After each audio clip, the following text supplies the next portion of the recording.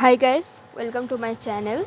Now I am going to show you how to name a cell. Okay, so for that I have to write something here like Tiasha, Tiyasa. So now I am change the font for okay, now it is fine. Okay, now if I have to name this cell, I have to press Control button and F3 button, Control F3.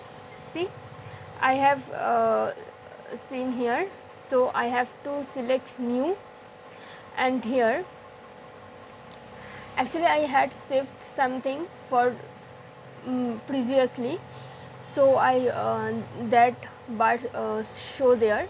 Now I have to name this, like I am going to tell name this Tia. Okay, so scope is notebook workbook है, or you can select sheet 1, sheet 2 and sheet 3 also. I am selecting workbook.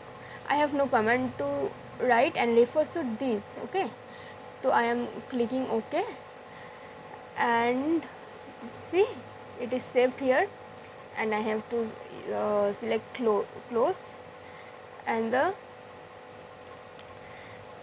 cell name is showing here, the name Tia.